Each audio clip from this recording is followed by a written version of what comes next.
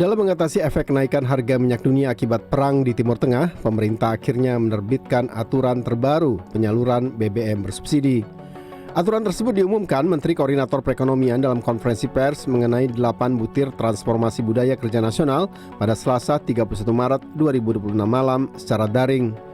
Pada butir ke-8 disebutkan mulai 1 April 2026, pembelian BBM bersubsidi seperti Pertalite dan solar dibatasi sebesar 50 liter per kendaraan per hari melalui aplikasi My Pertamina. Ya kalau saya sih terutama mainnya kan Jabodetabek aja Bang, menurut saya sih nggak ada masalah sih Bang. Cukup kalau cuma kuota 50 liter.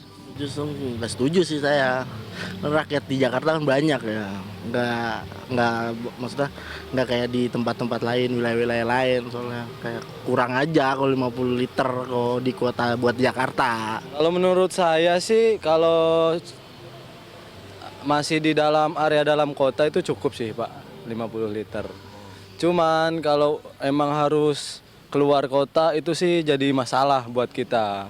Soalnya kita 50 liter itu cuman mungkin bisa buat berangkat sama keliling aja, buat pulang nggak bisa. Menanggapi kebijakan distribusi BBM subsidi tersebut, peneliti ekonomi politik energi UPN Veteran Yogyakarta, Nikolaus Loi berpendapat, saat ini pemerintah dalam kondisi sulit dalam menghadapi efek kenaikan harga minyak dunia. Pilihan menahan harga BBM subsidi dan memperketat penjatahan penyaluran menjadi pilihan pahit yang tentunya mempunyai efek di masyarakat. Niko menyebut, selain masalah data dan pencatatan penyaluran yang berpotensi menyebabkan antrian panjang, aturan penjatahan per hari BBM subsidi juga beresiko mendorong peningkatan pembelian oleh masyarakat yang merasa harus membeli 50 liter per hari untuk pemakaian tiap hari meskipun BBM masih tersisa. Karena penjatahan itu kan membuat kelangkaan. Lalu muncul, karena minyak ini punya dimensi, punya efek yang disebut sebagai efek stagflator. Pada saat minyak dijatah, maka kemudian aktivitas transportasi kan berkurang. Termasuk di dalamnya kita harus ingat pendistribusian barang dan marketing.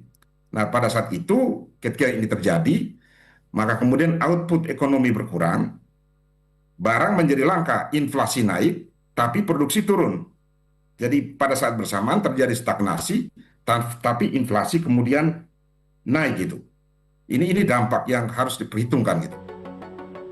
Niko menambahkan, dampak lain yang harus diperhitungkan oleh pemerintah dan penyalur BBM subsidi di tengah pengetatan adalah potensi munculnya pasar gelap bahan bakar dari hasil penimbunan pembelian per hari yang bisa mengganggu kebijakan efisiensi energi. Agung Happy, Ricky Maulana, Jakarta.